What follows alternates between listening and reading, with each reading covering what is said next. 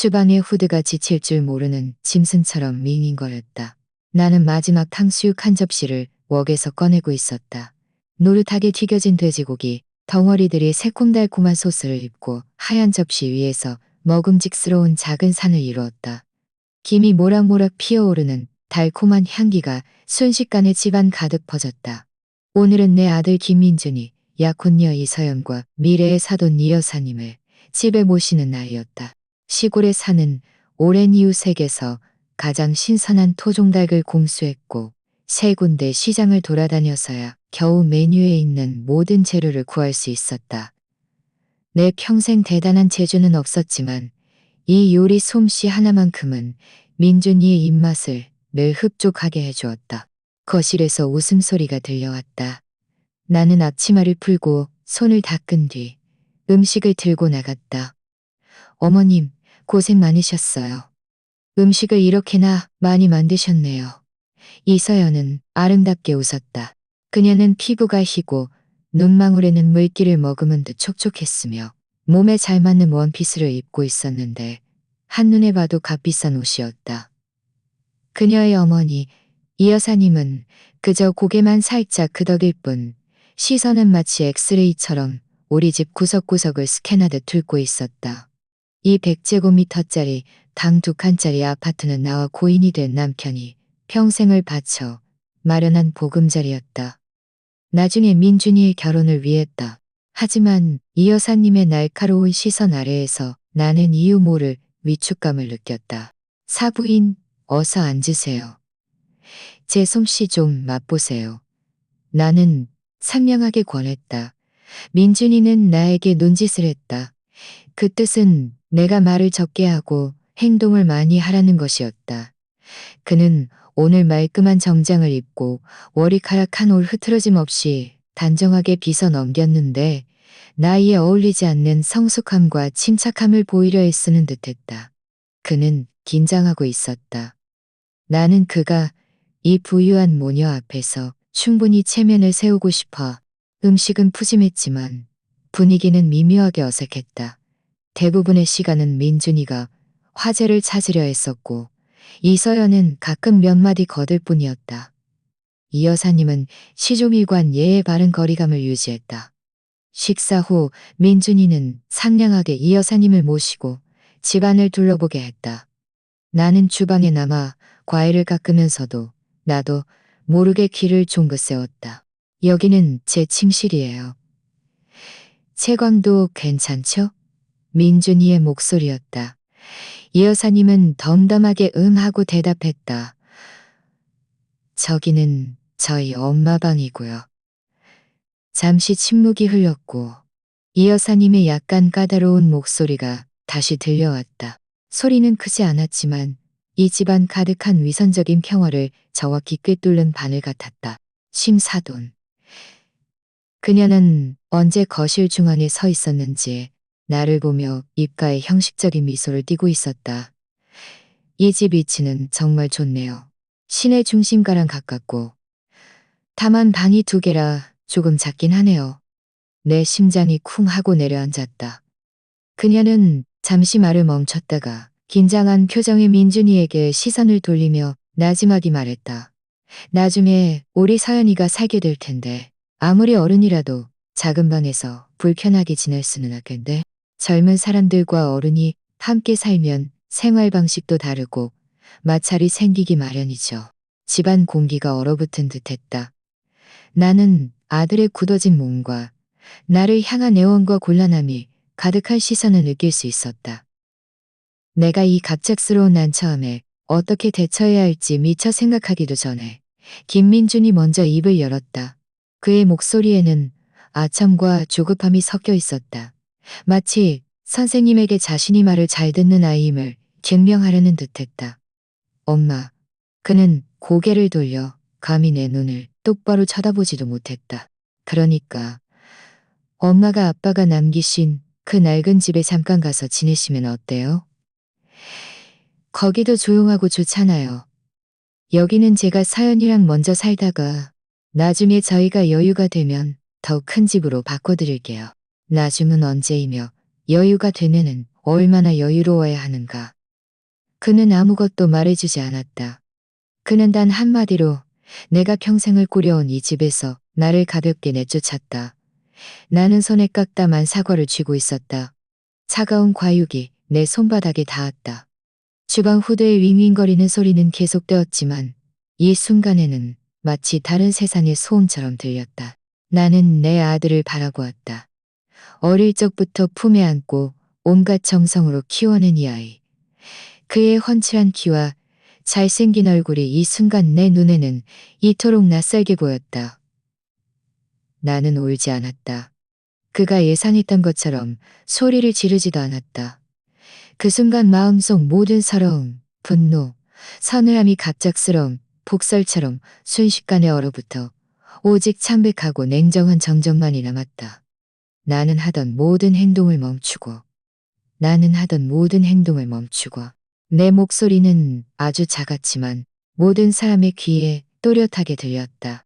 민준이는 확연히 안도하는 듯했고 이 여사님의 얼굴에는 만족스러운 미소가 떠올랐다. 오직 이서연만이 무언가를 감지했는지 불안한 듯 나를 쳐다보았다. 나는 더 이상 그들을 신경 쓰지 않고 말없이 돌아서서 손에 든 사과를 계속 깎았다. 칼날이 과일 껍질을 스치는 삭 하는 소리가 마치 내 마음속 어떤 것들이 칼날에 의해 하나하나 철저히 분리되는 듯했다. 그날 저녁 식사의 후반부는 어떻게 끝났는지 기억나지 않는다. 나는 영혼 없는 꼭두각시처럼 기계적으로 깎은 과일 접시를 산에 올렸고 또 기계적으로 설거지를 했다. 거실에서 들려오는 그들의 웃음소리는 두꺼운 유리병 너머로 전해져 희미한 웅얼거림으로만 들렸다. 그들이 돌아간 후 민준이는 평소처럼 나를 돕기 위해 남지 않고 이서연을 집에 데려다 준다는 핑계로 서둘러 떠났다. 그는 심지어 나를 다시 한번 쳐다볼 용기가 없었다. 텅 빈 집은 순식간에 고요해졌다. 수도꼭지에서 물방울이 똑똑 떨어지는 소리만이 들렸다. 나는 어질러진 주방에 서서 싱크대에 산처럼 쌓인 그릇들을 바라보다가 전에는 느껴보지 못한 피로감에 휩싸였다. 나는 설거지를 하지 않고 불을 끈 채 내 방으로 들어갔다. 내 방은 아주 작았다. 침대 하나, 옷장 하나, 책상 하나가 모든 공간을 차지했다. 이곳은 민준이가 대학교에 간 후 그가 집에 돌아왔을 때 더 넓게 지내게 하려고 내가 안방에서 일부러 옮겨 나온 방이었다. 나는 불을 켜지 않고 창문 틈으로 새어 들어오는 달빛을 빌려 책상 가장 아래 칸에 잠긴 서랍을 열었다. 그 안에는 짙은 갈색의 낡은 가죽 수첩이 들어 있었다. 수첩은 이미 오래되어 모서리가 다 해져 있었다. 이것은 나의 가계부였다. 첫 페이지를 펼치자 익숙한 내 필체가 눈에 들어왔다. 그곳에는 남편이 세상을 떠난 후 내가 김민준에게 지출한 모든 큰 금액의 내역이 기록되어 있었다. 나는 스탠드를 켜고 희미한 불빛 아래에서 펜을 들고 한 땀 한 땀 기억을 더듬으며 기록하기 시작했다. 그리고 이 배은망덕한 아들을 향한 내 반평생의 삶을 정산하기 시작했다. 2010년 민준이의 수능이 끝난 후 축하 기념으로 아이폰 한 대를 사주었다. 48만 원. 그때 그가 휴대폰을 받고 신나서 웃던 얼굴이 아직도 눈에 선하다. 나는 이 돈을 마련하기 위해 여름방학 내내 과외 2개를 더 맡았다. 2013년 민준이 대학 재학 중 IELTS 학원 수강료이 400만 원. 그는 유학을 가고 싶다고 했고 나는 두말 없이 그를 지지했다. 엄마가 못 가본 세상, 네가 대신 가서 봤으면 좋겠다고 말해주었다. 2015년 민준이 1년 유학 학비 및 생활비 총 3,800만 원. 이것은 우리 집에서 가장 큰 지출이었다. 나는 남편이 남긴 일부 소장품을 팔고 우리가 가진 모든 적금을 털어서야 겨우 돈을 마련할 수 있었다. 그해 나는 새 옷 한 벌도 사입지 못했다. 2017년 민준이 귀국 후 폭스바겐 파사타 한 대 구입, 계약금 및 취득세 총 1,200만 원. 월 할부금 32만 원은 내가 4년간 부담했다. 그는 동료들은 다 차가 있는데 자신만 없으면 친구들 앞에서 체면이 서지 않는다고 했다. 나는 내 연금으로 그의 체면을 세워주었다. 2019년 민준이 취업 후 승진을 위한 청탁 비용 500만 원. 그는 일이 잘 풀리지 않고 상사가 괴롭힌다고 불평했고 나는 대학 동창에게 부탁하여 여러 단계를 거쳐 그가 직장에서 자리를 잡을 수 있도록 도왔다. 2021년 이 신혼집 계약금 8,200만 원, 리모델링 비용 2,500만 원, 모두 내가 지불했다. 부동산 등기 명의는 민준이의 이름으로 했다. 이것이 가장 중요한 지출이었다. 당시 민준이는 내 이름으로 하는 것이 대출받기 편하고 나도 안심할 수 있다고 했다. 나는 아들이 효심이 깊고 나를 배려한다고 믿었다. 지금 생각하면 얼마나 가소로운가. 하나하나의 숫자 뒤에는 내가 매일매일 허리띠를 졸라매고 모든 취미 활동과 사회생활을 포기한 세월이 있었다. 호러미로서 아들에게 탄탄대로를 갈아주고 싶었던 나의 모든 진심이 담겨 있었다. 창밖에 네온 사인이 겉은 틈새로 벽에 얼룩덜룩한 빛 그림자를 드리웠다. 방 안에는 오직 내 펜 끝이 종이를 스치는 사각 소리만이 들렸다. 나는 한 방울의 눈물도 흘리지 않았다. 내 마음은 섬뜩할 정도로 평온했다. 이 차가운 숫자들은 마치 수술용 칼처럼 나를 어머니라는 정체성의 마취 상태에서 완전히 깨어나게 했다.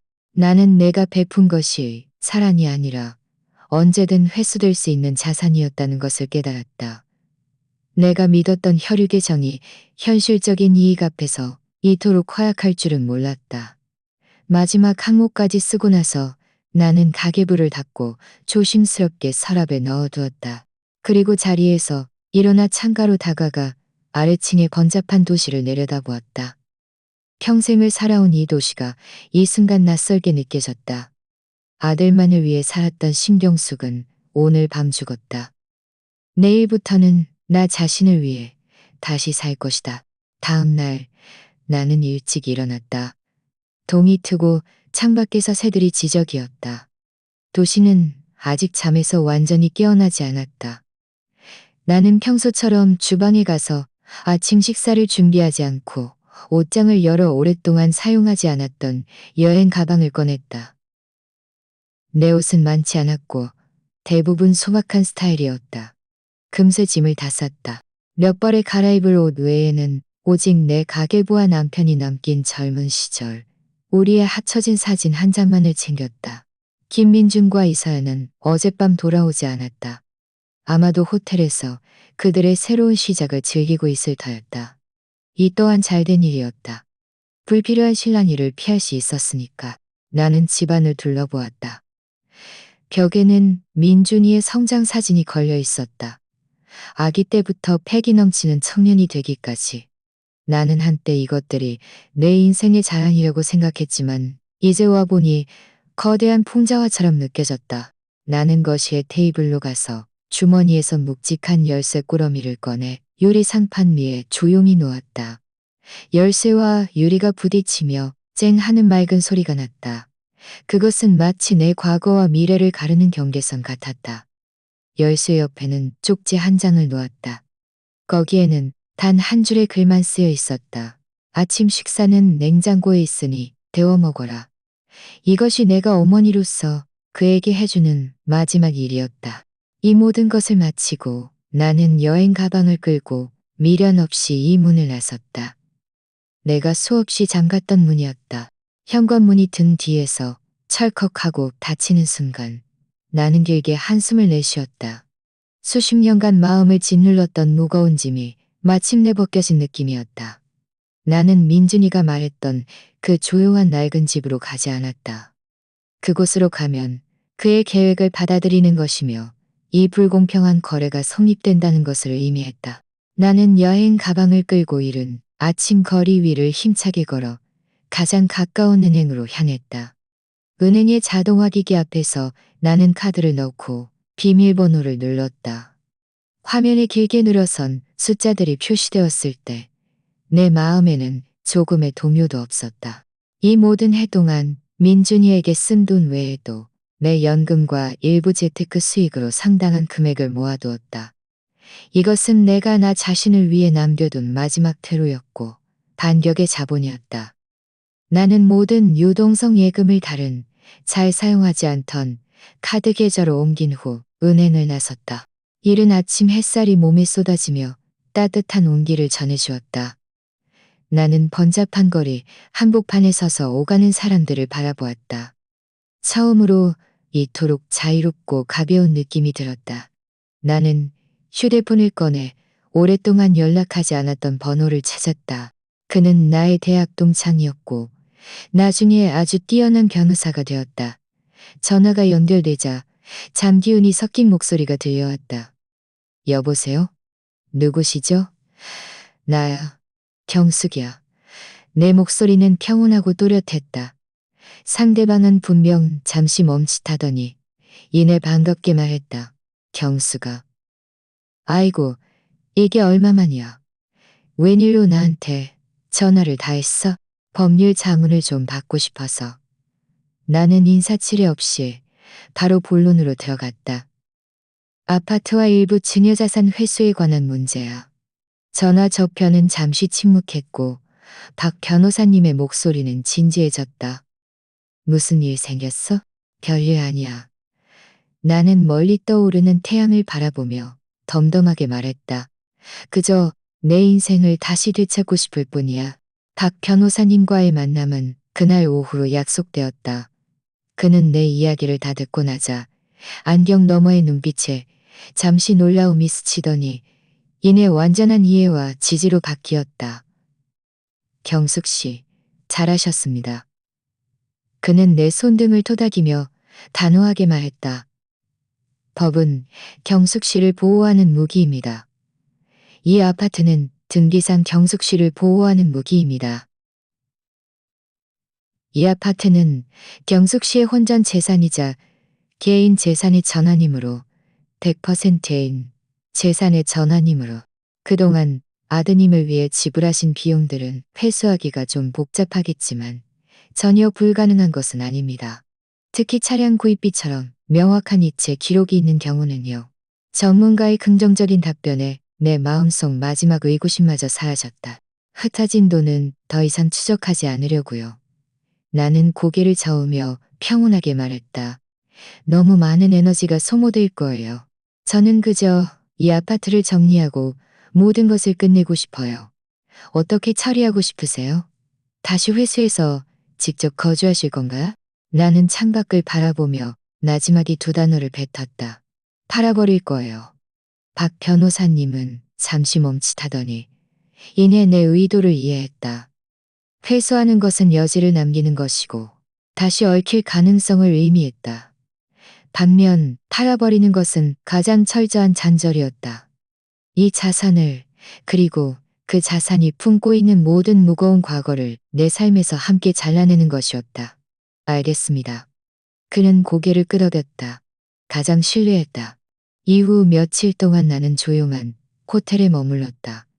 박 변호사님의 도움으로 나는 정권 위임 계약서에 서명하고 아파트 매각의 모든 일을 그와 중개업소에 맡겼다. 나는 그저 결과를 기다리기만 하는 데였다. 그 사이에 김민준이 나에게 전화를 걸어왔다. 목소리에는 자증이 가득했다. 엄마 어디 갔어? 그 낡은 집 가봤는데 먼지만 쌓여서 어떻게 살아. 얼른 돌아와서 여기 좀 정리해줘. 그리고 전화를 끊은 뒤 그의 번호를 차단했다. 약 일주일 후 박 변호사님에게서 전화가 왔다. 아파트를 사겠다는 몇몇 의향 구매자가 있었고 그중 한 명은 아주 좋은 가격을 제시했으며 언제든 계약할 수 있다고 했다. 그리고 나의 첫 번째 선물은 김민준의 손에 정확히 전달되었다.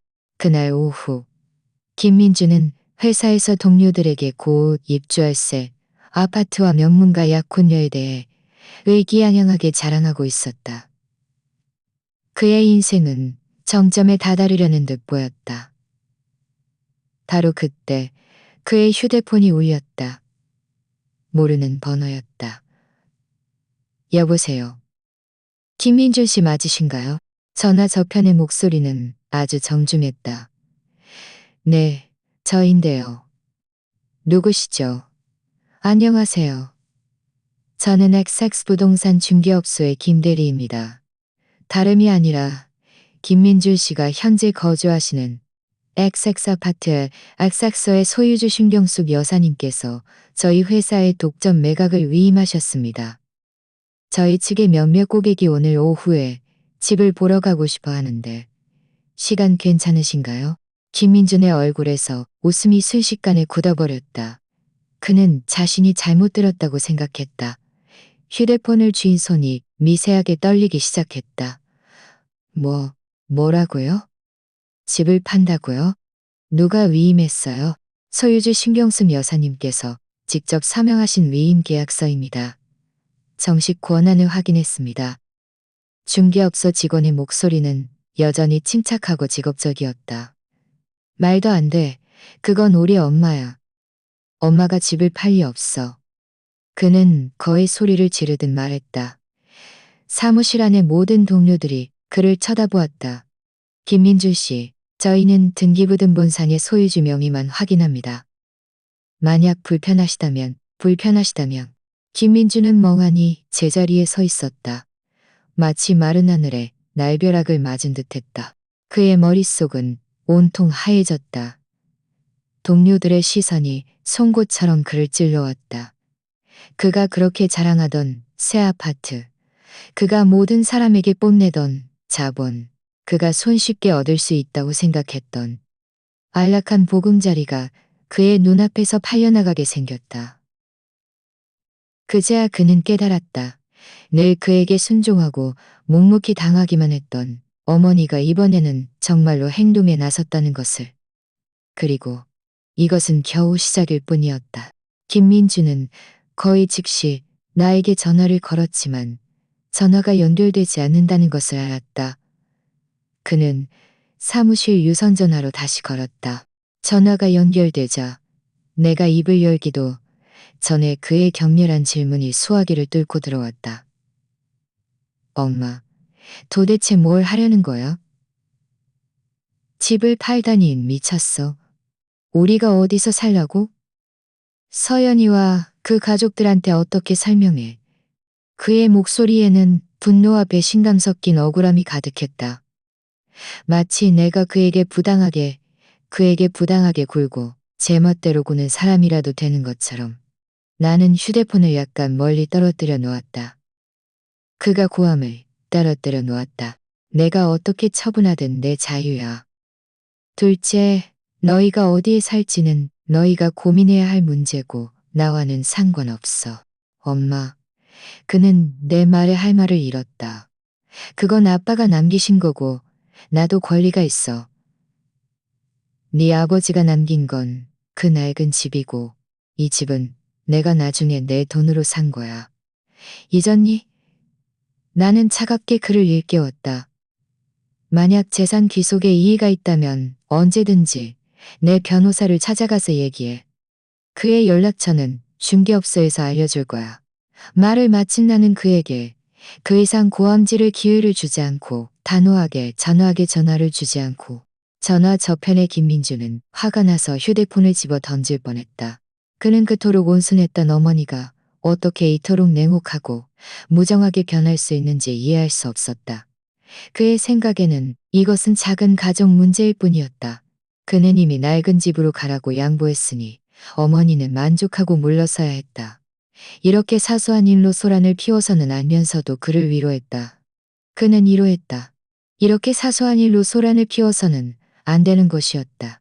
그는 이서연에게 전화해서 나를 극도로 야박하고 미래를 극도로 야박하고 미래에서 민준아, 너무 그러지 마. 어머님이 그냥 일시적으로 화가 나신 걸 거야. 잘 달래드리면 돼. 집은 절대 팔면 안 되지. 나중에 우리가 용돈을 더 많이 드리면 되잖아. 그들은 여전히 모든 것이 되돌릴 수 있다고 천진하게 믿고 있었다. 아들의 전화를 끊고 나서 나는 즉시 두 번째 선물을 보낼 준비를 했다. 나는 그 폭스바겐 파사트의 차량 구입 계약서와 대출 계약서를 찾아냈다. 당시 대출 신청과 보증인 모두 나의 이름으로 되어 있었고 내 은행 카드와 연금 계좌에서 자동 이체가 되고 있었다. 나는 자동차 금융회사의 고객센터에 전화했다. 안녕하세요. 대출 계약 조기 해지에 대해 문의하고 싶습니다. 고객센터 직원의 안내에 따라 나는 모바일 뱅킹을 통해 그 상환 계좌로의 자금 이체를 중단했다. 이것은 이번 달 할부금이 연체될 것이라는 의미였다. 이것은 이번 달 할부금이 연체될 것이라는 의미였다. 계약 규정에 따르면 연속으로 연체되거나 투자무자와 연락이 닿지 않을 경우 금융회사는 차량을 회수할 권리가 기한일 경우 며칠 후 김민주는 퇴근 후 이서연을 데리러 가서 로맨틱한 저녁 식사를 할 준비를 하고 있었다. 아파트 문제로 불안해하는 그녀의 마음을 달래주기 위해서였다. 그는 콧노래를 부르며 회사 건물 아래 주차장으로 가서 차키를 눌렀다. 멀지 않은 곳에 서 있는 그의 검은색 파사트는 아무런 반응이 없었다. 그는 미간을 찌푸리며 몇 번 더 눌렀지만 여전히 헤드라이트는 깜빡이지 않았다. 차량 회수 통지. 존경하는 신경숙 여사님. 김민주 씨 명의의 차량 대출이 연체되었고 저희 측에서 여러 차례 연락을 시도했으나 무응답이었습니다.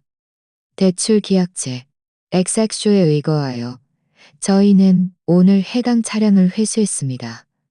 자세한 내용은 XX쇼 문의 바랍니다. 김민주는 멍하니 그 통지서를 바라보았다. 온몸의 피가 머리끝으로 치솟는 느낌이었다. 그는 고개를 획 돌렸다. 마침 주차장 출구를 천천히 빠져나가는 견인차가 보였다. 그 견인차 위에는 다름 아닌 그에게 너무나 익숙한 파사트가 실려 있었다. 주위에 퇴근하는 동료들이 그를 보며 손가락질하고 수군거렸다. 저거 김민준 차 아니야? 왜 견인돼 가는 거지? 대출 연체됐대. 평소에 그렇게 잘난 척하더니. 집안에 무슨 일 생겼나 봐. 그 수군거림은 수많은 작은 바늘처럼 김민준의 귀를 찔렀다. 그가 그렇게 자랑스러워하던 체면이 이 순간 산산조각 났다. 그제야 그는 깨달았다. 자신이 가진 모든 것, 차와 집, 그가 거치레로 사용했던 모든 것들이 어머니의 희생 위에 세워진 것들이었다는 것을. 어머니가 지원을 철회하자마자 그의 화려한 삶은 한 번 찌르면 터져버릴 비누방울에 불과했다. 분노, 수치심, 공포, 온갖 감정들이 그의 마음속에서 뒤섞였다. 그는 다시 나에게 전화를 걸었지만 내가 또 번호를 바꿨다는 것을 알게 되었다. 그는 완전히 나와 연락이 닿지 않게 되었다. 차는 견인되었고 아파트는 곧 팔릴 예정이었다. 김민준의 삶은 혼란에 빠졌다. 이서연의 그를 향한 태도도 처음에 위로에서 날이 갈수록 눈에 띄게 짜증과 불평으로 바뀌었다. 차가 없으니 그들의 이동 편의는 크게 줄었고 갈 곳 없는 신세라는 그림자는 이 젊은 연인의 마음을 거대한 바위처럼 짓눌렀다. 김민주는 점점 난폭하고 신경질적으로 변했고 업무에서도 잦은 실수를 저질렀다. 그는 모든 잘못을 나에게 돌렸다. 나라는 이 악독한 어머니가 자신의 원래 밝은 인생을 망쳤다고 생각했다. 하지만 그는 이 모든 일의 근원이 바로 그와 사돈이 내뱉었던 그리고 나는 이때 나의 세 번째이자 가장 치명적인 선물을 보낼 준비를 했다. 김민준의 현재 직장은 그가 졸업 후 내가 사람을 써서 마련해 준 것이었다. 당시 그는 실력이 평범했고 면접에서 번번이 떨어졌다. 내가 대학 동창이자 현재 그의 회사 부사장 중 한 명인 최 부장님께 부탁하여 여러 단계를 거쳐 민준이에게 기회를 주었고 업무에서도 그를 많이 돌봐주셨다. 나는 최 부장님과 조용한 찻집에서 만났다. 오랜만에 만난 최 부장님은 이미 머리가 희끗희끗했지만 정신은 여전했다. 우리는 잠시 안부 인사를 나눈 후 그가 먼저 민준이 이야기를 꺼냈다. 경수가, 민준이 그 아이가 요즘 회사에서 상태가 안 좋던데 혹시 집안에 무슨 일이라도 있니? 그는 분명 소문을 들은 듯 했다. 나는 찻잔을 들어 차슈플 살짝 불어 마셨다. 직접 대답하지 않고 한숨을 쉬며 말했다. 최 부장님, 죄송하지만 그동안 이 아들 때문에 제가 참 마음고생이 심했습니다. 이제 저도 늙었고 더 이상 신경 쓸 여력이 없네요. 어떤 일은 이제 민준이가 스스로 헤쳐나가고 감당해야 할 점네요. 최 부장님은 눈치가 빨랐다. 즉시 내 말뜻을 알아차렸다. 그는 찻잔을 내려놓고 나를 보며 조심스럽게 물었다. 네 뜻은 별다른 뜻은 없어. 나는 피곤함과 후련함이 섞인 미소를 지었다. 그저 부장님께 말씀드리고 싶었을 뿐이야. 앞으로 민준이 일은 더 이상 신경 쓰지 않으셔도 괜찮다고. 그 아이가 스스로의 힘으로 밥벌이를 하게 해줘. 잘 되든 모두 그 아이의 운명인걸. 그 알겠습니다. 경숙 씨도 몸조심하세요. 잘 되든 안 되든 모두 그 아이의 운명인걸. 이 말은 내가 김민준의 회사 내에서 가장 큰 보호막을 내 손으로 직접 큰 보호막을 내 손으로 그는 내 가정사에 대해 더 이상 묻지 않았다.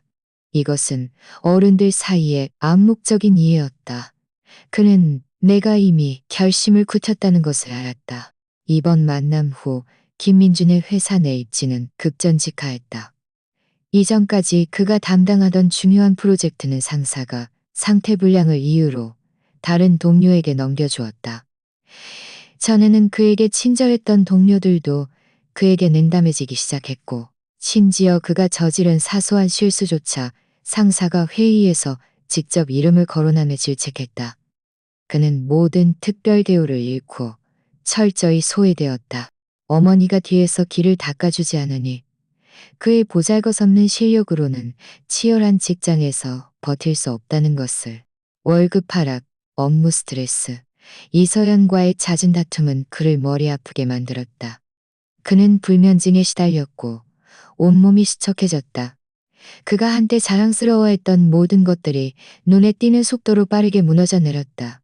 그는 마치 앞이 보이지 않는 파리처럼 사방으로 부딪혔지만 어떤 출구도 찾을 수 없었다. 왜냐하면 그는 한 번도 깨닫지 못했기 때문이었다. 그의 가장 큰 의지처, 그가 직접 밀어냈던 어머니야말로 그의 인생에서 유일한 광원이었다는 것을.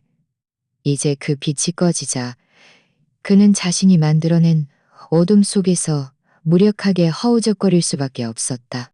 김민준의 세상이 산산조각 나는 동시에 나의 새로운 삶은 느리지만 확고한 자세로 펼쳐지고 있었다. 아파트는 순조롭게 팔렸다. 그 돈을 받은 후 나는 조금의 망설임도 없이 박 변호사님의 조언에 따라 도시 반대편의 조용하고 교통이 편리한 신축 아파트 단지에 원룸 아파트를 전에 현금으로 구매했다. 아파트는 크지 않았지만 나 혼자 살기에는 충분하고도 남았다. 나는 인테리어 디자이너를 고용하지 않고 내 손으로 직접 새 집을 꾸몄다. 여러 인테리어 잡지를 사다가 조금씩 내가 좋아하는 스타일을 골랐다. 따뜻한 베이지색을 격해주 색조로 선택했고 원목 바닥과 가구를 매치했다. 거실에는 TV를 사지 않고 벽에를 주색조로 선택했고 원목 바닥과 가구를 매치했다. 거실에는 TV를 사지 않고 벽 전체를 책장으로 만들어 젊은 시절 좋아했지만 시간이 없어 잊지 못했던 시간이 없어. 매일 아침 나는 햇살 속에서 깨어나 나 자신을 위한 정갈한 아침 식사를 만들고 꽃시장을 둘러보거나 도서관에서 오후를 보내곤 했다. 나는 또한 한국화 수업에도 등록했다. 우리 지역 노인대학에서 운영하는 수업이었는데 선생님이 아주 유명했다. 나는 어릴 적부터 그림 그리는 것을 좋아했지만 생활을 위해 수십 년간 이 취미를 접어두었다. 이제 다시 붓을 들자 손은 다소 서툴렀지만 새 집에서 나는 과거와 관련된 모든 정보를 철저히 차단했다. 새 휴대폰 번호를 만들었고 박 변호사님과 몇몇 믿을 수 있는 오랜 친구들에게만 알려주었다. 내가 한 가장 중요한 일은 주민센터에 가는 것이었다. 나는 주민센터 직원에게 신청 서류를 제출하며 평온하게 말했다. 안녕하세요. 제 본성을 회복하고 싶습니다. 제 본성을 회복하고 싶습니다. 제 이름을 성우십니다. 제 이름은 신경숙입니다. 제 이름은 신경숙입니다. 제 이름은 창을 따랐고 나중에 신분증을 만들 때도 절차는 내가 생각했던 것보다 다소 복잡했지만 내가 준비한 자료는 충분했다. 주민센터 직원이 도장이 찍힌 새 호적 등본을 나에게 건네주었을 때 나는 그 위에 쓰인 신경숙 세 글자를 보며 마치 길고도 장엄한 이별의식을 마친 듯한 기분이 들었다. 오늘부터 나는 김민준의 어머니가 아니다. 나는 그저 신경숙이다. 나는 새집 사진을 친구들에게 보냈고 김민준과 연관될 수 있는 모든 사람들을 차단했다.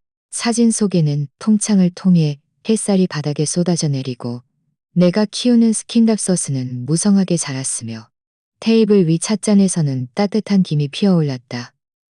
나는 사진과 함께 남은 인생은 나 자신을 위해 살리라는 글을 남겼다. 친구들은 모두 좋아요를 누르고 댓글을 달며 나의 새로운 삶을 축하해 주었다. 이 모든 평온함과 아름다움은 김민준에게는 손에 닿을 수 없는 종말의 풍경이었다. 그는 내가 새 아파트를 샀다는 것도 성을 바꿨다는 것도 몰랐다. 그는 그저 자신과 이서연이 중개업소로부터 일주일 내에 이사해야 한다는 최후 통첩을 받았다는 것만 알았다. 그리고 이서연의 부모님은 그가 파산에 이른 실제 상황을 알게 된 후 그를 향한 태도가 180도 바뀌었다. 처음에는 상냥하고 친절했던 그들은 이제 냉소적이고 비아냥거리는 태도로 바뀌어 이서연이 그와 어울리는 것을 단호히 반대했다. 민준아, 우리가 부모로서 현실적인 건 아니야. 서연이는 어릴 때부터 고생 모르고 자랐어. 우리가 어떻게 네가 방을 빌려 살고 버스나 타고 다니는 걸 보고만 있겠니? 너희는 그냥 헤어지는 게 좋겠다. 미래의 장모님은 전화로 날카롭게 말했다. 이서연도 부모님의 압력과 미래에 대한 실망감 속에서 완전히 흔들렸다. 그녀와 김민준 사이에는 사산 유리 없는 격렬한 싸움이 벌어졌다. 김민준, 처음에 나한테 어떻게 약속했어? 이 집이 우리 거라고 했잖아. 네 엄마가 좋은 사람이라고 했잖아. 근데 지금 뭐야? 너는 나한테 살 곳 하나 마련해주지 못하고 있잖아. 엄마는 그냥 일시적으로 화가 나신 거야. 나한테 시간만 주면 설득할 수 있어. 시간? 우리한테 시간이 어딨어. 다음 주면 쫓겨나게 생겼는데 내가 눈이 삐었지. 너 같은 놈을 만나다니. 싸움은 이서연이 문을 쾅 닫고 나가며 끝났다. 그녀는 이별을 통보했다. 김민주는 텅 빈 거실에 홀로 앉아 있었다. 주위에는 이미 포장된 여행 가방들이 놓여 있었다. 그가 그렇게 자랑스러워하던 사연도 모든 물질적인 기반을 잃자마자 함께 무너져 내렸다. 그는 마침내 배신당한 자의 쓰라린 맛을 보았다. 이서연의 떠남은 김민준을 무너뜨리는 마지막 지푸라기였다. 그는 그녀를 되찾으려 했었다. 전화하고 문자 보내고 심지어 이서연의 집 아래층에서 기다리기도 했다. 하지만 돌아온 것은 이서연의 더욱 단호한 냉대와 그녀 부모님의 무자비한 추방이었다. 앞으로 우리 서연이 찾아오지 마. 너희는 이미 끝났어. 평소 점잖았던 이서연의 아버지는 처음으로 그에게 경멸스러운 표정을 지었다. 자기 친엄마도 집에서 쫓아내는 남자를 우리가 어떻게 믿고 딸을 맡기겠니? 이 말은 김민준의 얼굴을 강하게 때리는 소리 없는 따귀 같았다. 그는 자신이 사랑을 위해, 미래를 위해 현명한 선택을 했다고 믿었지만 다른 사람들의 눈에는 그저 은혜를 모르는 그저 은혜를 모르는 그저 은혜를 모르는 그저 은혜를 모르는 그저 이사하는 날 하늘은 음침했고 금방이라도 비가 내릴 듯 했다. 이삿짐 센터 직원들이 분주하게 오가며 가구와 짐을 트럭에 실었다. 이 물건들은 한때 그와 이서연이 신중하게 고른 것들이었고 미래에 대한 그들의 아름다운 환상을 담고 있었다. 하지만 이제 그것들은 그저 어디로 옮겨가야 할지 모르는 짐덩어리에 불과했다. 마지막 상자가 트럭에 실리자 아파트는 완전히 텅 비었다. 그는 마땅한 집을 구하지 못했다. 시내 중심과 아파트 월세는 너무 비쌌고 그는 더 이상 감당할 수 없었다. 먼 곳은 너무 넓고 조건이 좋지 않아 쉬었다. 그는 무의식적으로 어머니가 결국 마음이 약해져 자신에게 태로를 남겨줄 것이라고 생각했다. 그는 아버지가 남긴 그 낡은 집을 떠올렸다. 비록 낡았지만 그 아파트로 곧장 향했다. 비록 낡았지만 적어도 비바람을 피할 곳은 되었다. 이것이 그의 마지막 구명줄이었다. 그는 택시를 잡고 가장 중요한 줄이었다. 아파트 단지는 매우 낡았고 벽은 얼룩덜룩했으며 복도에는 잡동사니들이 가득했다. 그는 기억을 더듬어 익숙한 철문을 찾아냈다. 열쇠를 꺼내 자물쇠에 꽂았지만 아무리 돌려도 움직이지 않았다. 몇 번 시도했지만 꼼짝도 하지 않았다. 꼼짝도 하지 않았다. 가까이 다가가 보니 자물쇠가 새 것으로 바뀌어 있었다. 새 자물쇠는 어두운 복도에서 차갑고 조롱하는 듯한 빛을 발했다. 설마? 엄마가 여기 왔다 갔다. 설마? 그는 나와 전혀 연락할 수 없었다. 그가 초조하고 어쩔 줄 몰라 할 때 휴대폰이 띵 하고 울렸다. 완전히 모르는 번호에서 온 문자 메시지였다. 그는 의아하게 문자를 열었다. 메시지 내용은 아주 짧았지만 그를 얼어붙게 만들었다. 김민준, 네 아버지가 남긴 그 낡은 집은 네 이름으로 이미 지역주민센터 경로당에 무상 기증했다. 관련 절차는 모두 완료되었다. 심여사, 심여사. 김민주는 그 세 글자를 거듭 되뇌었다. 발끝에서 정수리까지 차가운 기운이 치솟았다. 그는 마침내 어머니가 성을 바꿨다는 것을 깨달았다. 그녀는 더 이상 김 여사가 아니었고 심지어 자신의 어머니임을 인정하려 하지 않았다. 그녀는 그의 모든 퇴로를 끊어버렸다. 그가 한 번도 신경 쓰지 않았던, 하지만 지금은 보물처럼 여겨지는 그 낡은 집마저도 그가 반박할 수 없는 방식으로 그의 삶에서 완전히 빼앗아 갔다. 밑바닥까지 뽑아버리는 것이 이와 같다. 그는 아무것도 남지 않았다. 그는 차가운 철문에 기대어 천천히 주저앉았다.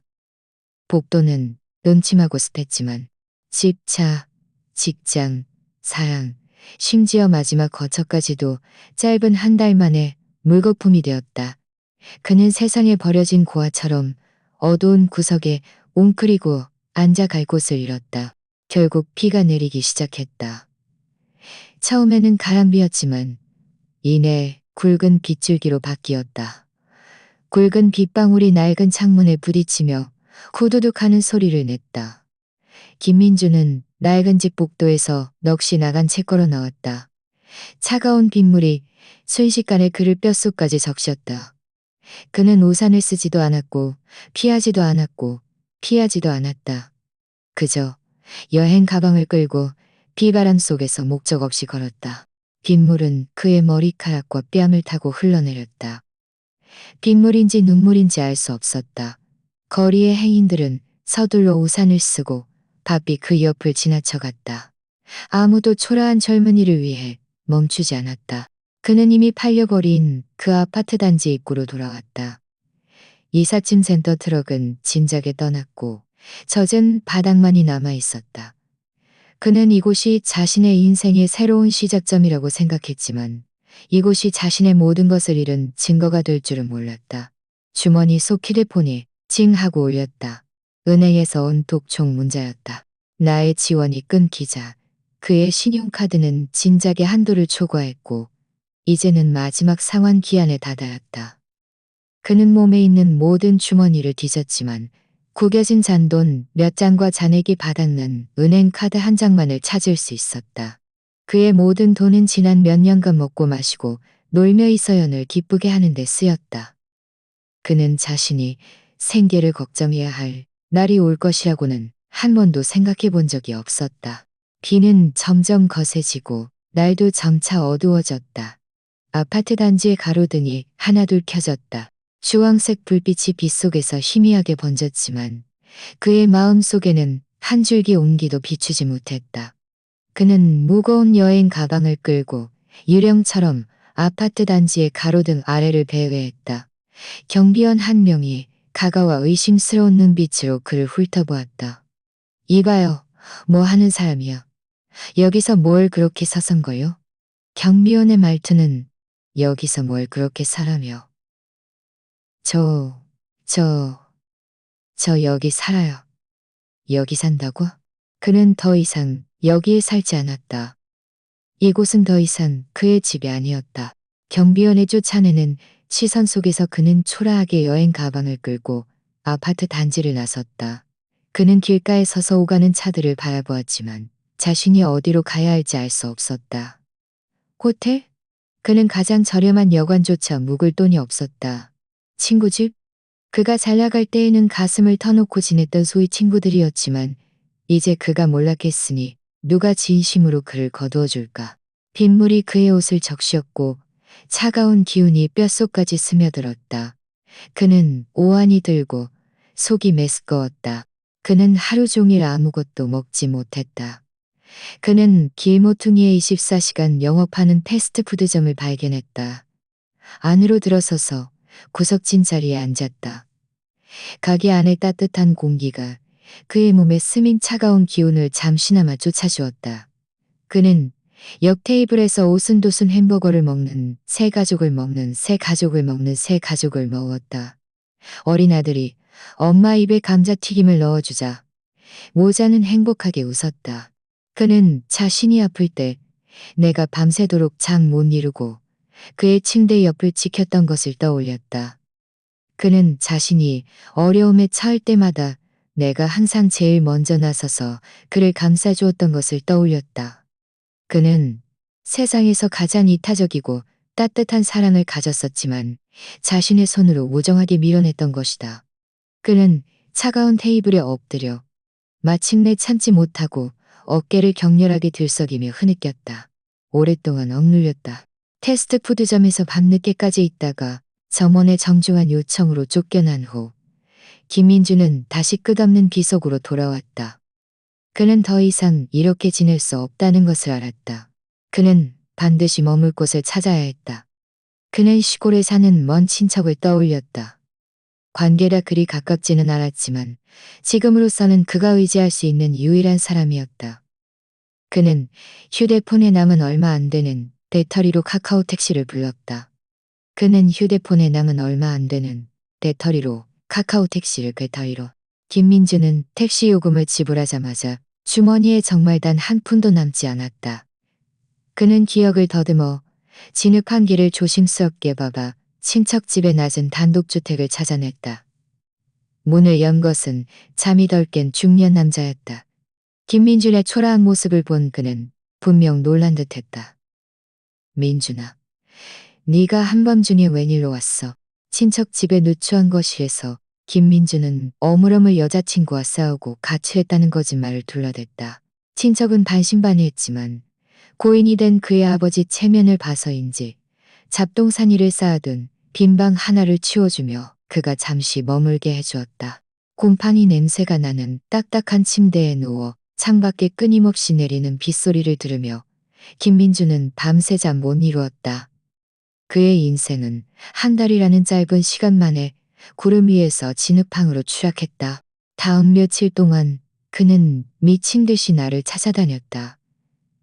내가 예전에 자주 가던 공원에도 갔고 내가 가르쳤던 학교에도 갔으며 심지어 내 부모님의 묘지까지 찾아갔지만 아무것도 찾지 못했다. 나는 마치 징발이라도 한 듯 그의 세상에서 흔적도 없이 사라져버렸다. 그는 일자리를 찾으려 했었지만 화려했던 이력과 인맥의 후광이 사라지자 자신의 평범한 능력으로는 보잘것없는 월급에 힘든 육체노동뿐인 일자리밖에 구할 수 없다는 것을 깨달았다. 그는 자존심 때문에 그런 일자리를 받아들이지 못했고 몇 군데 면접을 봤지만 모두 허사였다.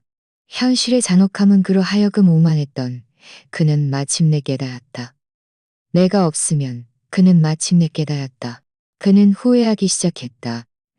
뼈저린 후회가 밤낮으로 그를 괴롭혔다.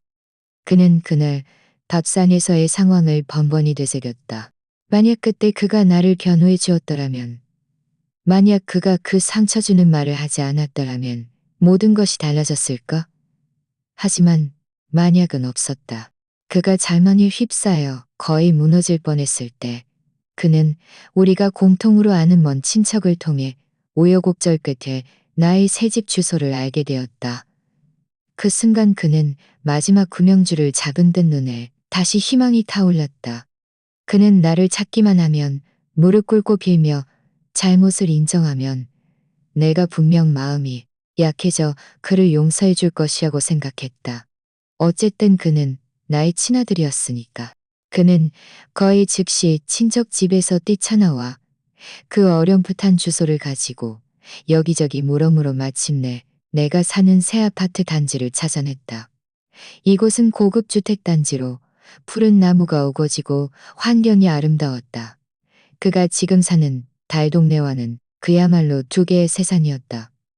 그는 아파트 단지 입구에 서서 눈앞의 모든 것을 바라보며 만감이 교차했다. 그는 내가 어느 동에 사는지 몰라 아파트 단지 안을 앞이 보이지 않을. 그는 아파트 단지 게시판에 붙어 있는 주민 활동 포스터를 보았다. 거기에는 커뮤니티 화실에서 찍은 사진이 있었다. 사진 속에는 한 무리의 노인들이 선생님을 둘러싸고 그림을 배우고 있었는데 그중 한 사람의 모습은 그가 한눈에 알아볼 수 있었다. 나였다. 사진 속의 나는 단아한 한복을 입고 머리를 단정하게 묶은 채 미소를 지으며 화구 팔레트의 물감을 조색하고 있었다. 내 얼굴에는 그가 한 번도 본 적 없는 마음속 깊은 곳에서 우러나오는 평온함과 그는 거의 굴러가다시피 그 건물로 달려갔다. 그는 당장 나를 만나야 했다. 나에게 참여하고 용서를 빌어야 했다. 과거의 삶으로 돌아가야 했다. 그는 건물 아래로 달려가 고개를 들어 내가 사는 창문을 올려다보았다. 그는 베란다에 꽃들이 활짝 피어 있었고 그가 밤낮으로 그리워하던 그 모습이 한가로이 물뿌리개를 들었다. 그가 밤낮으로 그리워하던 그 모습이 한가로이 물뿌리개를 들고 꽃에 물을 주고 있는 것을 보았다. 그 순간 베란다에서 여유롭게 서 있는 것을 보았다. 위층은 고요하고 평화로운 세월이었고 아래층은 그의 초라함과 궁핍함이었다. 이 거대한 대비는 그의 마음속 마지막 자존심마저 산산조각 냈다. 그는 더 이상 자신의 감정을 주체할 수 없어 위층을 향해 목이 터져라 소리치기 시작했다. 엄마, 저예요. 민준이에요. 그의 목소리는 조용한 아파트 단지에서 유난히 튀었고 산책하던 많은 이웃들의 발길을 멈추게 하며 구경꾼들을 불러 모았다. 베란다에 나는 그의 외침을 들었다. 나는 물을 주던 동작을 멈추고 천천히 위에서 아래를 내려다보았다. 내 시선은 깊은 물처럼 평온했다.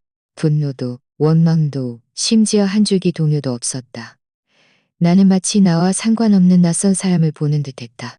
나의 냉담함은 김민준의 심리적 방어선을 완전히 무너뜨렸다.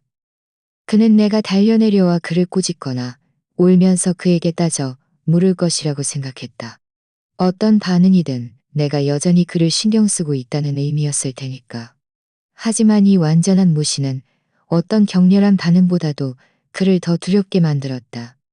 그는 내가 정말로 그를 버렸을지도 모른다고 깨달았다.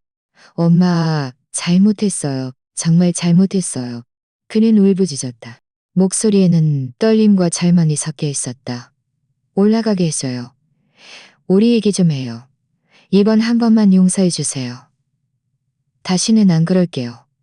나는 여전히 아무런 반응도 없었다. 그저 그를 조용히 바라볼 뿐이었다. 마치 나와 상관없는 한 편의 소동극을 보는 것처럼. 그저 그를 조이의 소동극을 보는 것처럼. 주위의 수군거림은 점점 커졌다. 저 젊은이 누구야? 저렇게 소리 지르고 위에 쉼 선생님 아들인가 봐. 저러는 거 보니 어르신한테 무슨 한테.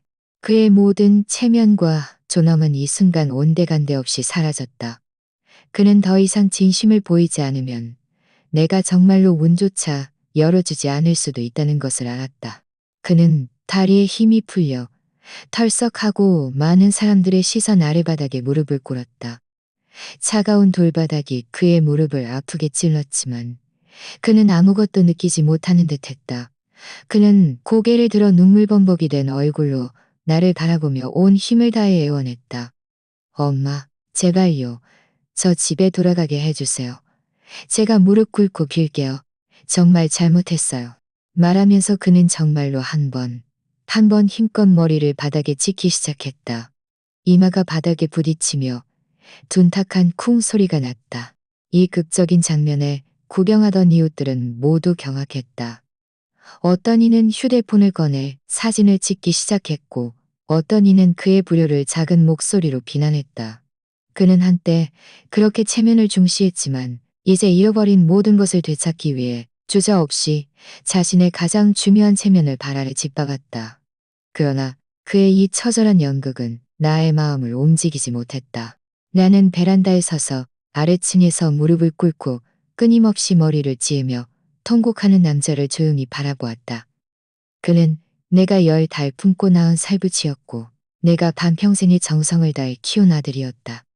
만약 한 달 전이었다면 그의 이런 모습을 보고 나는 아마도 가슴이 찢어지는 듯 아파하며 모든 것을 불문하고 달려내려가 그를 일으켜 세웠을 것이다. 하지만 지금 내 마음은 이미 차갑고 단단해졌다. 그가 다른 여자를 위해 나를 주저없이 집에서 내쫓던 그 순간 우리 사이의 모자 관계는 이미 그의 손으로 끊어진 것이었다. 그 후에 그가 한 모든 행동은 이미 존재하는 이 상처 위에 소금을 뿌리는 것과 다름없었다. 그의 참회는 너무 늦었고 나는 그의 후회가 진정으로 나에 대한 미안함에서 없고 나는 것이 아니라 모든 것을 잃고 갈 곳 없어진 후에 그 갈 곳 없어진 후의 공포에서 비롯된 것임을 알고 있었다. 나는 그를 마치 낡은 영화를 보는 것처럼 바라보았다. 영화 속 줄거리가 아무리 파란만장해도 이미 밖에 서 있는 이 관객인 나에게는 더 이상 어떤 감정적인 동요도 일으킬 수 없었다. 나는 분노하지도 않았고 마음이 약해지지도 않았으며 심지어 조금의 통쾌함도 느끼지 못했다. 내 마음속 유일한 감정은 느껴보지 못한 철저한 해방감이었다. 마치 무거운 짐을 짊어지고 수십 년을 짊어지고 수십 년을 걸어온 짐을 짊어지고 나는 그를 마지막으로 한 번 바라본 후 말없이 돌아서서 거실로 들어왔다. 나는 창가로 가서 손을 뻗어 창문 손잡이를 잡았다. 아래층에서 김민준의 울부짖는 소리가 여전히 계속되었고 이웃들의 수군거림이 섞여 짜증나는 소음처럼 들렸다. 나는 조용히 그리고 힘껏 창문을 닫았다. 철컥하는 가벼운 소리와 함께 창문 잠금쇠가 내려갔다. 그 순간 온 세상이 고요해졌다. 모든 울부짖음, 모든 수군거림, 나와 상관없는 모든 번잡함이 그 얇은 유리창 바깥으로 경접함이 그 얇은 유리창 바깥으로 나는 창가에 기대어 눈을 감고 길고 깊게 숨을 들이쉬었다. 그리고 천천히 그 숨을 내뱉었다. 그 숨은 마치 내 마음속에 수십 년간 쌓였던 서러움과 무거움을 함께 가져가는 듯했다. 나는 베이지색 커튼을 쳐서 창밖의 모든 것을 가렸다. 거실에서는 내가 새로 산 턴테이블에서 잔잔한 클래식 음악이 흘러나왔다. 테이블 위 제스민 꽃은 은은한 향기를 풍겼고 커튼 틈새로 햇살이 바닥에 따뜻한 빛줄기를 드리웠다. 나는 가서 나 자신을 위해 따뜻한 차 한 잔을 따랐다. 나는 아래층에 가렸다. 나의 인생은 이 창문을 닫는 이 순간부터 진정으로 시작되었다. 그 소동극의 결말은 나중에 이웃들에게서 들었다. 김민주는 아래층에서 오랫동안 무릎을 꿇고 앉아 있었다. 날이 어두워지고 목이 쉬도록 울부짖었지만 내가 끝내 나타나지 않자 경비원의 추방과 이웃들의 질타 속에서 넋이 나간 채 떠났다고 한다. 그 이후로 그는 다시는 나타나지 않았다. 내 삶은 완전히 평온을 되찾았고 전례 없이 더욱 풍요로워졌다. 나의 한국화 실력은 빠르게 늘었다. 선생님은 내가 재능이 있다고, 특히 새 그림에 몇몇 연기가 있다고 칭찬하셨다. 나는 내 그림들을 햇살 가득한 그 베란다에 걸어두었다. 매일 아침 나는 그곳에서 한두 시간씩 그림을 그렸다. 붓끝이 종이 위를 스치며 꽃의 아름다움과 새의 생동감을 그려낼 때 내 마음도 함께 고요하고 충만해졌다. 반년 후 우리 아파트 단지에서 주민서화 작품 전시회가 열렸다. 선생님의 격려로 나는 내가 가장 만족하는 봄날의 해당화 그림을 출품했고 뜻밖에도 작은 2등상을 받았다. 아래층에서 나를 향해 박수치는 이웃들과 친구들을 보며 마음속에는 전에는 느껴본 적 없는 자부심이 가득했다. 나 자신의 가치가 인정받아 얻는 이런 기쁨은 과거 아들의 성공으로 인해 느꼈던 어떤 자랑스러움보다도 더 진실하고 깊었다. 그림을 통해 나는 뜻이 맞는 새로운 친구들을 사귀었다. 퇴직한 교수님도 있었고 전직 공기업 간부도 있었으며 나와 같은 평범한 퇴직자들도 있었다. 우리는 함께 노인대학에서 수업을 듣고 서화에 대한 감상을 나누었다. 날씨가 좋은 날에는 함께 교회로 나가 사생을 하기도 했다. 우리는 작은 여행 동호회를 만들었다. 아직 다리 힘이 있을 때 젊은 시절 가보고 싶었지만 가지 못했던 많은 곳들을 다녔다. 우리는 안개비가 자욱한 전주 한옥마을에 가서 돌담길을 걸으며 빗소리를 들었고 광활한 대관령 초원에 가서 말을 타고 일몰을 보았다. 우리는 또한 따뜻한 제주도에 가서 해변에서 바닷바람을 맞았다. 내 카메라 속에는 더 이상 아들의 성장 기록이라는 단조로운 장면만 졌다. 그 편안하고 자유로운 웃음은 내가 지난 수십 년의 삶 속에서는 한 번도 가져보지 못했던 것이었다. 나는 스마트폰 사용법을 배우기 시작했고 온라인 쇼핑을 배웠으며 편집 프로그램을 이용해 우리 여행 브이로그 블로그를 만드는 법도 배웠다. 나는 이 영상들을 친구들에게 공유하며 내 노년의 삶 속 모든 빛나는 순간들을 기록했다. 그제야 나는 깨달았다. 삶이 이토록 넓고 이토록 재미있을 수 있다는 것을. 내가 나 자신을 어머니라는 한 가지 역할에만 가두지 않을 때, 내 인생에는 무한한 한 가지 역할에만 가두지 않을 때, 김인준의 근황은 오랫동안 연락하지 않던 먼 친척을 통해 우연히 듣게 되었다. 그날 나에게서 떠난 후 그는 크게 알았고 그 후 완전히 다른 사람이 된 듯했다. 더 이상 허세 부리지 않았고 세상을 원망하거나 남을 탓하지도 않았다. 그는 달동네 친척집에서 나와 시내 변두리에 작은 원룸을 얻어 살았다. 영업직을 구했는데 일은 아주 힘들었고 매일 햇볕과 길을 맞으며 영업을 뛰어야 했던 삶의 고난은 마침내 그의 비현실적인 허영심을 벗겨내고 어른의 세상에는 누구도 영원한 버팀목이 될 수 없다는 것을 깨닫게 해주었다. 이서연이 나중에 그를 한 번 더 찾아왔다고 하는데 재결합을 원했던 듯 하지만 그가 거절했다고 한다. 그는 아마도 물질적인 기반 위에 세워진 그 감정이 애초에 허황된 환상이었음을 깨달았을 것이다. 한 번은 친구들과 사생을 마치고 돌아오는 길에 아파트 단지 입구를 지나치는데 눈가의 물고기 꼬리주름 사이로 익숙한 그림자가 스쳤다. 그 사람은 길 건너편 큰 나무 아래에 서서 우리 아파트 단지 방향을 멀리 응시하고 있었다. 그는 저렴한 정장을 입고 있었고 몸은 수척했으며 얼굴에는 지울 수 없는 피로감이 사려 있었다. 김민준이었다. 그도 나를 보았다. 그의 눈빛은 복잡했다. 미안함과 후회, 그리고 감히 다가서지 못하는 주저함이 뒤섞여 있었다. 그는 다가오지 않고 그 자리에 서서 나를 깊이 한번 바라본 후 나는 발걸음을 멈추고 그가 멀어지는 뒷모습을 바라보았다. 마음속에는 증오도 동정심도 없었다. 오직 담담함만이 남았다. 그의 인생은 이미 다른 궤도에 올라섰다. 그는 과거의 선택에 대해 마땅한 대가를 치르고 있었다. 이것은 그가 혼자서 완성해야 할 수련이었고 누구도 대신할 수 없는 일이었다. 나는 시선을 거두고 친구들과 웃고 떠들며 아파트 단지로 들어섰다. 우리 사이의 거리는 이미 길 양끝의 폭만이 아니었다. 그것은 완전히 다른 두 가지 삶의 태도였고 다시는 돌아갈 수 없는 태도였고 아주 좋은 일이지만 이 뒤늦은 후회는 나에게 더 이상 아무 의미도 없었다. 나는 다시 뒤돌아보지 않을 것이다. 왜냐하면 나는 나 자신만의 햇살 가득한 봄날을 향해 성큼성큼 나아가고 있기 때문이다. 또다시 햇살 가득한 어느 오후였다. 나는 막 한국화 수업에서 돌아왔다. 새로 그린 해당화 그림은 선생님께 극찬을 받았다. 나는 그림을 조심스럽게 말아 책상 위에 올려놓았다. 며칠 뒤 표고하여 내 침실에 걸어둘 생각이었다. 새 집의 서재는 내가 가장 좋아하는 곳이었다.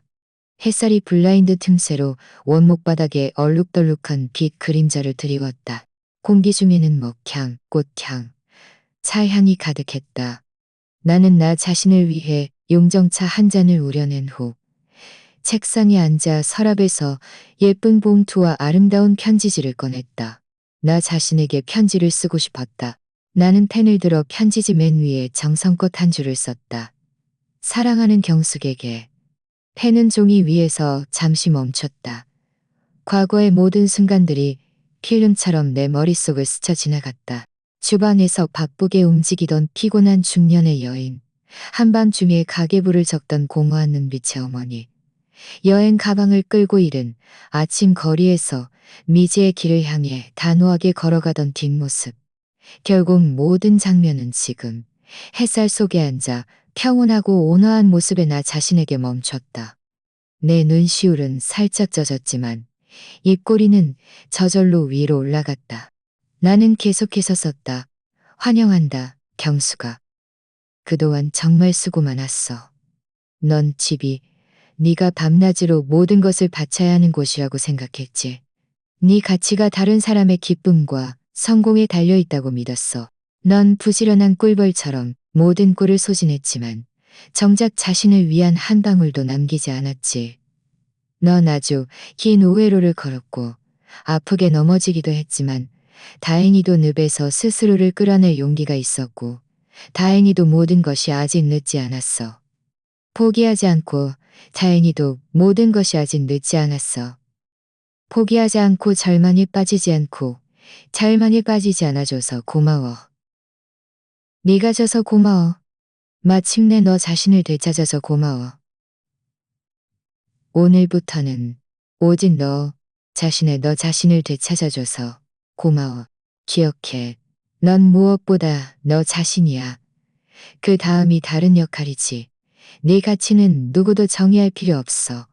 남은 인생은 너무나 소중하니 낭비하지 마. 너를 사랑하는 신경쓰기. 마지막 글자까지 쓰고 나서 나는 펜을 내려놓고 편지를 조심스럽게 적어 봉투에 넣었다. 나는 자리에서 일어나 베란다로 나갔다. 오후의 햇살이 딱 좋았다. 내가 직접 심은 장미꽃들은 정성스러운 보살핌 끝에 지금 열정적으로 활짝 피어 있었다. 송이송이 피어난 꽃들은 바람에 살랑이며 사랑이며 사람의 마음을 사로잡는 향기를 풍겼다. 나는 손을 뻗어 부드러운 꽃잎을 가볍게 쓰다듬었다. 그렇다. 나의 인생도 이 꽃들처럼 오랜 시련과 비바람을 겪은 후 마침내 나 자신만의 가장 찬란한 봄을 맞이한 것이다. 본 이야기로 이번 시간을 마무리합니다. 제가 10,000개의 구독자 목표를 달성하는데 몇 번째로 도움을 주시는 분이 될까요? 지금 바로 구독 버튼을 눌러주세요. 채널의 성장을 함께 지켜봐 주시길 진심으로 초대하며 제 이야기가 여러분께도 도움이 되기를 바랍니다. 다음 이야기에 다시 만나요.